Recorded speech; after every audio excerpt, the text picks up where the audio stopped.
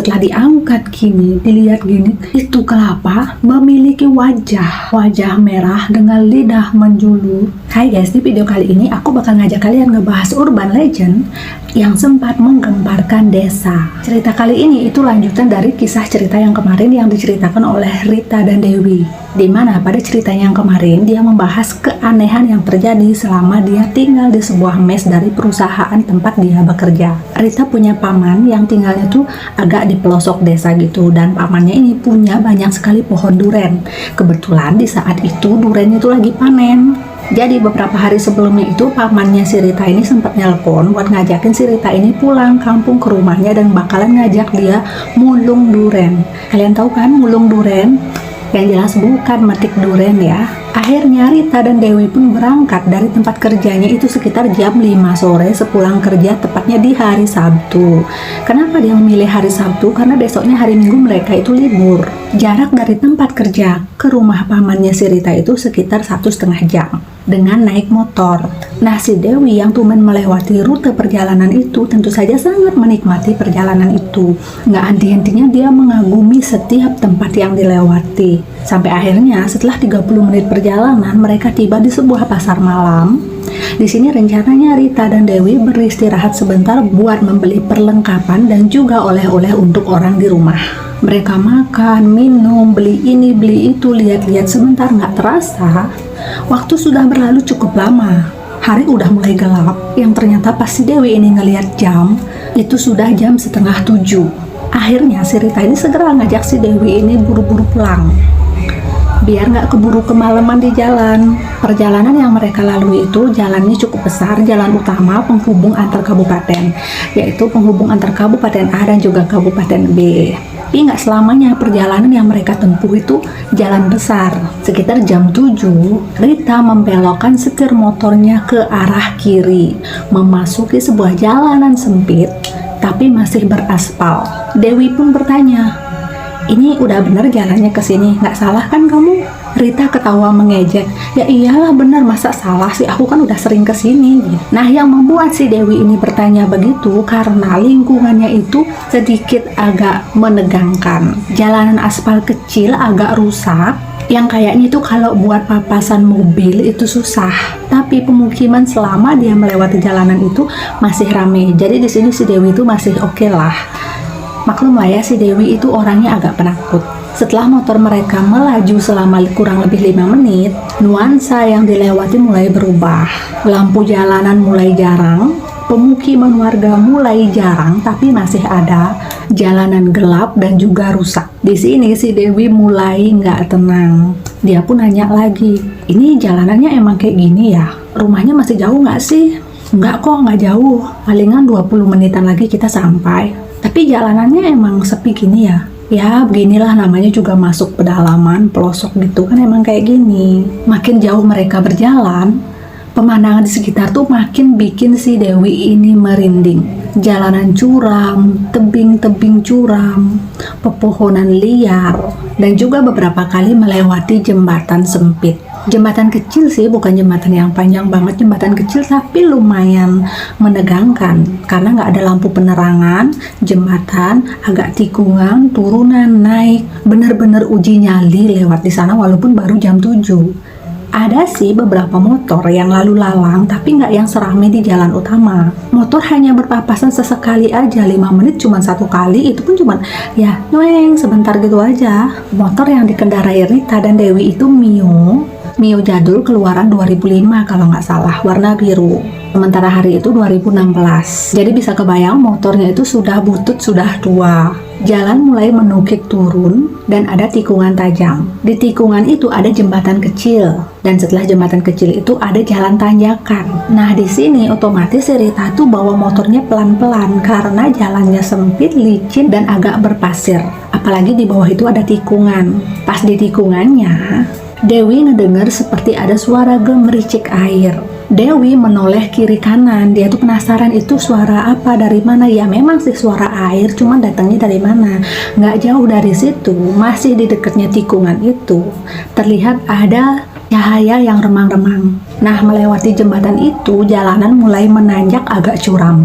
Di sini, si Rita berusaha untuk menarik gas yang kencang. Tapi, walaupun motor itu ditarik gasnya sampai habis, motor tersebut nggak bisa melaju dengan kencang. Kecepatannya hanya di bawah 40 km per jam. Di sana, si Dewi ini ngerasa kok dia kayak ada yang ngikutin gitu dari belakang. Terus dia nanya, tuh di jembatan itu apa sih? Kok tadi aku dengar kayak ada suara air, terus kayak ada cahaya gitu di sana. Rita ngejawab, oh di situ tuh ada sumber air. Biasanya warga sini bakalan ke sana buat minta air atau ngambil air buat diminum gitu.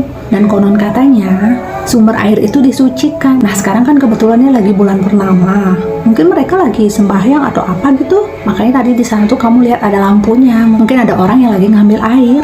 Mendengar penjelasannya si Rita, Dewi bukannya tambah tenang, tapi malah tambah tegang. Kenapa? Karena di tempat mereka, kalau yang namanya bulan purnama atau hari-hari mendekati purnama itu, suasananya emang kerasa sedikit berbeda. Sementara motor yang dikendarai mereka, Mio, itu melaju sangat lambat, terasa sangat berat. Membuat si Dewi yang duduk di boncengan belakang ngerasa seperti uji nyali habis-habisan. Selama tanjakan itu, jalanan samping itu sepi, nggak ada rumah, yang ada hanya pepohonan. Ya memang sih pepohonan itu pepohonan kebun warga. Cuman kebun warganya itu agak masuk ke dalam. Untuk yang di pinggiran itu masih pohon-pohon liar kayak pohon-pohon besar, ada bambu-bambunya. Terus samping-samping jalan itu ada semak belukarnya dan gak ada lampu penerangan jalan. Bahkan beberapa kali lampu motor Mio itu berkedip-kedip menyala dan padam sendiri. Tapi sebenarnya lampu motor Mio itu emang dari sebelumnya suka mati hidup sendiri. Apalagi kalau ngelewatin jalan yang berlubang atau bergetar hebat. Mungkin ada kabel yang bermasalah di antara sesambungan kabel dan lampunya itu. Makanya dia kalau ada getaran yang sedikit keras atau guncangan gitu, dia bakalan hidup mati. Cuman ya karena waktu itu suasananya berbeda, jadi rasanya pun berbeda gitu ya. Nah, sekitar 15 menit mereka melewati jalur yang serupa, jalur yang menegangkan itu. Mereka mulai memasuki beberapa rumah pemukiman warga dan juga lampu jalan. Membuat si Dewi ini sedikit ngerasa tenang. Tapi nggak lama jalanan yang mereka lalui sepi lagi. Di rumah terakhir, pas ada lampunya, Dewi meminta si Rita berhenti di pinggir. Rita, masih jauh nggak ini jalannya? Kok jalannya gini banget? Aku takut. Enggak kok, palingan lagi 10 menitan, jawab Rita. Di sana, Dewi meminta mereka tukeran duduk. Jadi, si Rita yang dibonceng dan Dewi yang bawa motornya. Sejujurnya si Dewi ini ngerasa ngeri banget duduk di belakang dengan jalan yang seperti itu. Karena dia seringkali ngerasa kok kayak ada yang ngikutin, ditambah lagi lampu motor belakangnya itu lampu merah. Lampu apa sih namanya? Pokoknya lampu motor di bagian belakangnya itu mati. Jadi tiap dia tuh ngeliat ke belakang itu gelap banget. Kalau dipilih-pilih sih antara bawa motor dan dibonceng itu sama-sama ngerinya. Kalau dibonceng, si Dewi ini masih bisa yang namanya merem. Kalau ngerasa nggak enak atau ngerasa nggak nyaman, biasanya dia menutup mata. Tapi kalau misalnya udah bawa motor, kan nggak bisa merem nih, harus fokus ke depan. Dan kalau misalnya ngelihat sesuatu di depan, itu yang pertama kali lihat itu bakalan dia, si Dewi. Tapi dia tetap kekeh meminta untuk bawa motor sendiri. Motor mulai melaju. Dewi ngomong ke Rita, Rita, kamu pegang yang kenceng ya. Kamu jangan ngebut-ngebut, ini jalannya kecil, gelap lagi. Tapi Dewi minta Rita itu buat pegang yang kencang, bukan karena mau ngebut. Ngerasa kayak ada yang pegangin gitu, biar ngerasa lebih tenang itu karena ada yang ngejagain gitu loh. Lalu si Dewi ini minta Rita nyalain lagu di HP-nya. Sibuklah si Rita ini main HP kan di belakang, gini, fokus nyari lagu apa gitu. Sementara si Dewi fokus nyetir ke depan. Di sela-sela Rita yang sibuk main HP di belakang, Dewi melewati lahan. Dewi melihat pemandangan di depannya itu agak berbeda. Berbedanya karena apa? Waktu itu bulan purnama, walaupun nggak ada lampu penerangan jalan, tapi cahaya bulan itu sedikit menerangi yang jadinya tuh agak temaram. Dewi melihat kiri kanan di depannya itu seperti lapangan dan ada satu pohon besar di antara tengah-tengahnya. Dewi ngerasa familiar dengan pemandangan seperti itu karena di daerahnya cukup banyak pemandangan seperti itu yang biasa digunakan sebagai kuburan. kuburan. Dan lahan kosong yang dia lihat di saat itu adalah memang benar kuburan. Gak jauh dari jalan, Dewi ngeliat beberapa gundukan tanah yang salah satunya itu masih basah. Dan di atasnya itu tertutup payung, yang artinya itu kuburan masih baru. Nah, ngelihat itu si Dewi panik. Dengan spontan dia ngegas motornya, gitu. Nah, gas motor yang secara spontan itu membuat motornya itu melaju secara spontan alias duk gitu. Nah, ketika motornya itu duk gitu, si Rita yang lagi main HP di belakang nggak sengaja nyenggol kepalanya Dewi dan HP-nya pun terjatuh. Nggak jauh sih, sekitar 10 meteran itu. Di sini Rita pun protes, "Kamu ngapain sih itu? HP-ku jatuh noh di sana. Balik yuk." Rita minta balik ke tempat pengen jatuh, tapi di sini Dewi nggak mau balik. Karena Dewi nggak mau balik, otomatis Rita minta Dewi turun dan dia bakalan balik sendiri ngambil HP. Tapi di sini si Dewi itu juga nggak mau turun dari motor. Intinya si Dewi nggak mau ikut ngambil HP, tapi juga nggak mau tinggal sendiri di sana, ditinggalin Rita ngambil HP. Jadi gimana dong? Akhirnya setelah ada perdebatan sengit sesaat, akhirnya mereka memutuskan Rita yang mengendarai motor dan Dewi yang dibonceng. Jadi layar HP-nya itu kan masih nyala, jadi gampang lah buat dicari, bukan yang korek-korek semak banget. Jadi tinggal balik arah aja terus ngambil itu HP. Nah, ketika berhenti di dekatnya HP itu, Rita turun nih kan ngambil HP-nya dan Dewi itu masih berada di atas motor. Di sana Dewi mendengar seperti ada benda jatuh, gedebuk, geluluk-geluluk gitu, kayak ada benda jatuh dan menggelinding. Sebelum Dewi mencari tahu asal sumber suara itu, Rita udah berada di depannya Dewi. Dia langsung nyalain motor dan tancap gas lari.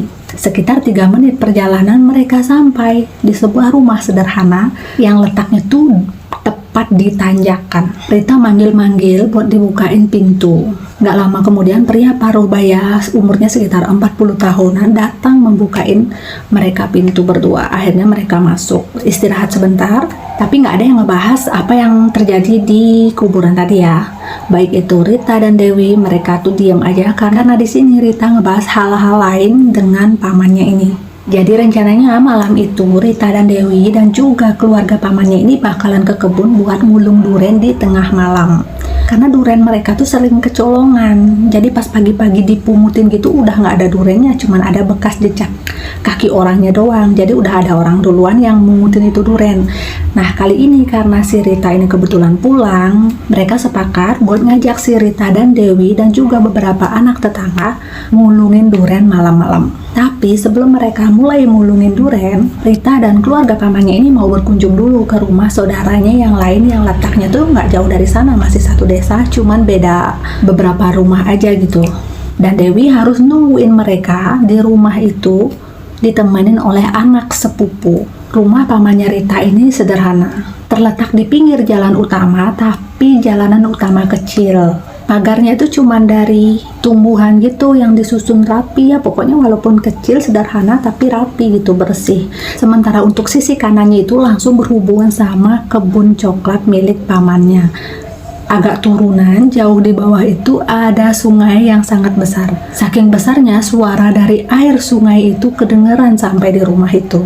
Tapi karena si Dewi ini baru pertama ke sana, dia nggak ngerasa aneh, nggak ngerasa ada yang janggal, malahan adem banget, suasananya sepi, tenang, udaranya sangat dingin, yang bikin si Dewi ini betah berada di sana. Nah, sekitar jam setengah 11 malam, sepupunya Rita yang nemenin si Dewi di rumah ini udah ngorok, udah tidur. Sementara Dewi masih main HP. Di sela-sela kesibukannya main HP, dia ngedengar ada suara lonceng. Bukan cuma satu lonceng, sepertinya ada lebih dari 2 lonceng yang bergerak barengan gini, klincing, klincing, klincing, klincing, dan itu suaranya jelas dan keras. Nah, mengingat rumahnya itu terletak di pinggir jalan, si Dewi ini mikir mungkin itu suara anjing yang dikasih lonceng di lehernya.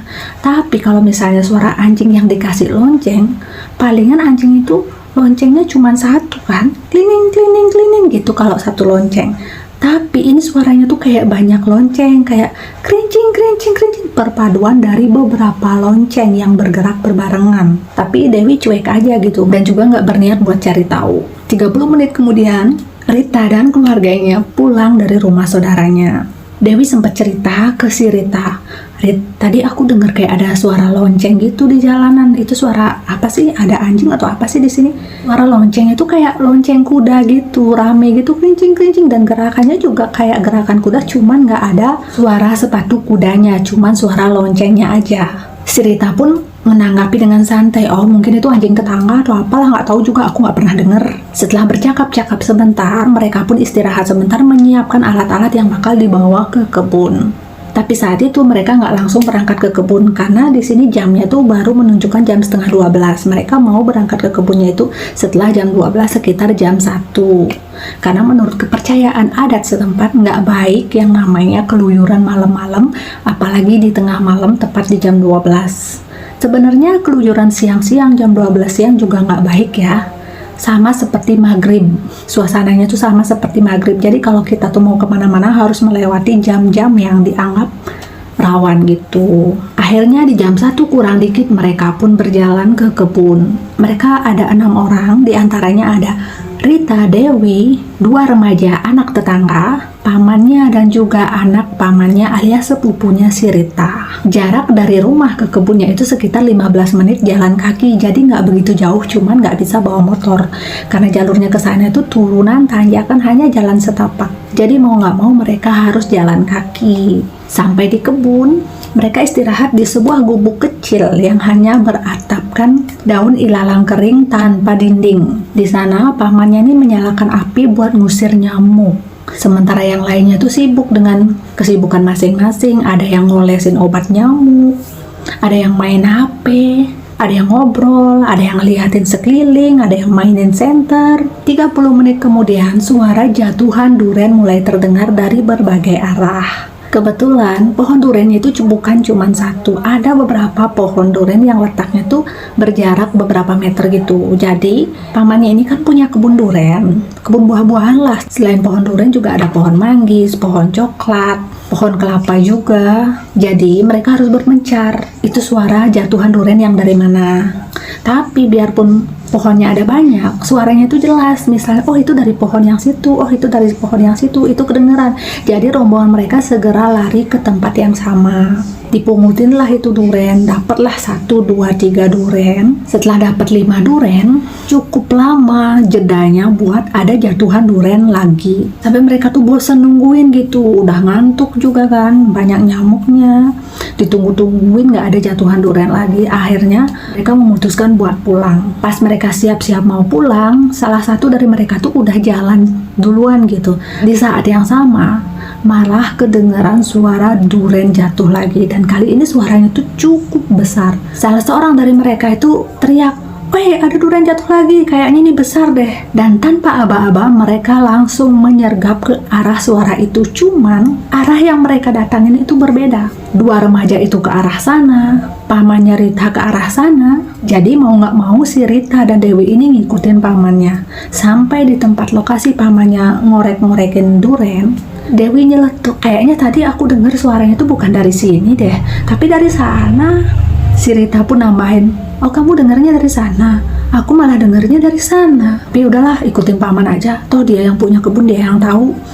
Nah, setelah dicari-cari sama pamannya tuh nggak ada, durennya itu nggak ada. Akhirnya mereka pikir durennya tuh di sana, di tempat yang lain, di tempat remaja itu. Mereka pun balik ke pondok. Sesampainya di pondok, remaja itu juga nggak ada bawa duren. Mereka malah saling kira, dikiranya pamannya yang dapat, dikiranya remajanya itu yang dapat, tapi nggak ada durennya. Entah durennya itu di mana. Pamannya pun bilang, "Ya udah, nggak usah dicari, besok aja paling ketemu, kita cari besok pagi aja, kita tungguin dulu deh, siapa tahu nanti jatuhan lagi," gitu kan. Nah, beberapa menit kemudian, sekitar 10 menit, 15 menitan, suara jatuhan duren itu datang lagi. Kali ini di tempat yang sama. Akhirnya mereka datang berombongan ke tempat itu. Dan yang duluan sampai ke tempat duren itu adalah dua remaja ini. Tapi nggak berapa lama, remaja ini lari terbirit-birit ngajakin mereka semua buat meninggalkan tempat itu. Mereka pun lari tanpa tahu alasannya apa. Dan nggak ada yang bertanya apa. Pokoknya di sini pamannya juga ikutan lari, ngajakin anak-anaknya segera lari dari tempat itu. Mereka pulang tanpa membawa duren. Jalanan yang tadinya ditempuh selama 15 menit sekarang jadi 10 menit. Mereka udah sampai di rumah dengan napas ngos-ngosan, keringat yang bercucuran. Di sini Dewi dan Rita masih belum tahu apa yang terjadi. Sementara ketegangan terlihat dari wajah kedua remaja itu dan pamannya sepertinya tahu apa yang terjadi. Pagi harinya sekitar jam 7, Rita dan Dewi belum bangun. Tapi dari dalam kamar mereka mendengar suara riuh di halaman rumah pamannya. Dari percakapan itu Dewi dan Rita mendengar samar-samar apa yang sedang mereka bicarakan atau apa yang sedang mereka obrolkan. Yang jelas nggak jauh-jauh dari peristiwa yang baru saja mereka alami tadi malam. Rita dan Dewi pun bangun, ikut nimbrung nih sama mereka, tapi nggak ikut berkomentar. Seorang bapak-bapak yang kira-kira usianya tuh sekitar 50 tahunan bercerita, kalau beberapa bulan yang lalu, sekitar 7 bulan, 8 bulanan itu ada kejadian, bapak-bapak yang lumpuh dan stroke setelah ditemukan tergeletak di pinggir kuburan dekat jalan raya. Kuburan yang dimaksud adalah kuburan yang semalam mereka lewati pas HP-nya si Rita itu jatuh. Jadi ceritanya bapak ini kan kerja di Pertamina. Udah biasa yang namanya pulang malam itu sekitar jam 11-an kalau dia lagi shift sore. Tapi pas saat itu udah jam 11 lebih, udah hampir jam setengah 12 dia nggak nyampe rumah. Sampai akhirnya keluarga nih panik di rumah nungguin, ditelepon nggak diangkat. Akhirnya disusulinlah bapaknya ini ke tempat kerjanya. Tapi belum jauh keluarganya ini nyusulin ke tempat kerjanya, sudah ditemukan bapaknya ini tergeletak di pinggir jalan di dekatnya kuburan. Sementara motornya itu terperosok ke semak-semak nggak jauh dari lokasi bapak ini tergeletak. Kasus ini masih menyimpan misteri. Kenapa? Karena bapak ini setelah kejadian tersebut dia tidak bisa memberikan keterangan apa yang sudah dialami, malah menjadi stroke. Jadi pas malam kejadian bapaknya ini ditemukan sama keluarganya dalam keadaan pingsan dan tergeletak di pinggir jalan. Diangkutlah sama keluarganya dibawa pulang. Nah sampai di rumah setelah menunggu beberapa saat akhirnya bapak ini sadar. Tapi setelah sadar bapak ini linglung, nggak bisa ngejelasin apa-apa. Keesokan harinya bapaknya ini dibawa ke puskesmas terdekat. Tapi hasil pemeriksaan mengatakan kalau bapaknya ini terkena serangan jantung ringan. Tanpa ada banyak penanganan akhirnya bapak ini pulang. Tapi sampai di rumah bapak ini tak kunjung membaik setelah berhari-hari lamanya. Adalah niatan pihak keluarga ini buat mencari orang pintar untuk bertanya apa sebenarnya yang terjadi. Kenapa sih bapak ini tiba-tiba terjatuh di sana? Apakah kecelakaan atau gimana? Setelah mendatangkan orang pintarnya ini bilang kalau bapaknya ini ada sedikit gangguan, dijailin makhluk gitulah. Tapi makhluknya apa itu nggak dijelasin dan kesalahannya apa juga nggak dijelasin, cuman ceritanya sampai di situ aja. Kasus ini berlalu dan bapaknya itu menjadi stroke ringan dan lumpuh, nggak bisa kemana-mana. Semenjak saat itu bapaknya ini berhenti kerja, nggak pernah keluar rumah lagi. Dan misteri yang dia simpan itu masih tersusun rapi di otaknya. Lalu beberapa bulan setelah kejadian bapaknya itu, warga kembali digegerkan oleh penemuan bapak-bapak yang usianya tuh sekitar 45 tahun tergeletak di jalanan yang sama pula, yang nggak jauh lokasinya dari penemuan bapak pertama. Jadi hari itu sekitar jam 6 pagi lebih, seorang murid SMA yang mau berangkat sekolah menemukan bapak ini pertama kali. Dia tergeletak di pinggir jalan, sementara motornya terparkir tidak jauh dari lokasi kejadian. Anak SMA ini turun dari motornya untuk membangunkan si bapak ini. Tapi bapak itu nggak bangun-bangun. Akhirnya dia pergilah ke desa lagi yang jaraknya tuh nggak begitu jauh, palingan 5 menit udah sampai di desa. Dia minta bantuan warga buat mengevakuasi bapaknya ini. Warga pun berbondong-bondong datang ke lokasi tersebut. Setelah dibangunin, ternyata bapak itu adalah warga setempat yang berprofesi sebagai pedagang. Jadi dia sudah biasa tiap hari itu pergi ke pasar sekitar jam 4 atau jam setengah 5 pagi. Lalu apa yang terjadi pada saat itu? Kenapa dia sampai tergeletak di jalan raya dan nggak sadarkan diri? Bapak itu pun segera dilarikan ke rumah sakit. Dilakukan pemeriksaan fisik, untungnya bapak ini sehat, tidak ada cedera, dan bapak ini masih normal, bisa berbicara. Dia pun mulai menceritakan apa yang sudah dialami. Jadi di hari itu dia berangkat ke pasar seperti biasanya sendirian. Nah, sesampainya di dekat kuburan itu, dia ngelihat ada sesuatu seperti buah kelapa yang melewati motornya dan menggelinding. lalu berhenti di tengah-tengah jalan. Karena khawatir buah kelapa itu mengganggu pengendara lain dan menyebabkan kecelakaan seperti yang terjadi pada bapak yang lumpuh itu, akhirnya bapak ini turun dari motornya, dia memarkir motornya agak jauh sedikit, dia jalan kaki ke tempat kelapa menggelinding itu. Disamperin kelapanya itu, ditendang pakai kakinya, tapi kok berat banget gitu kan. Akhirnya dia angkatlah kelapa tersebut. Nah, setelah diangkat, yang bikin dia tuh kaget, syok, dan pingsan, ternyata itu bukan kelapa. Setelah diangkat gini, dilihat gini, itu kelapa memiliki wajah merah dengan lidah menjulur. Pokoknya tidak bisa dijelaskan.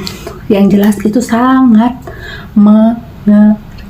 karena syok, bapaknya ini pingsan dan ditemukan oleh anak SMA ini di pagi harinya. Nah, setelah warga pun menimang-nimang pengalaman bapak ini dengan kejadiannya si bapak yang lumpuh itu, bisa jadi apa yang dialami oleh bapak yang lumpuh itu adalah hal yang serupa. Cuman kenapa sih bapak ini sampai lumpuh? Mungkin dia tuh terlalu syok, terlalu kaget gitu ya, sehingga kena serangan jantung ringan dan lumpuh.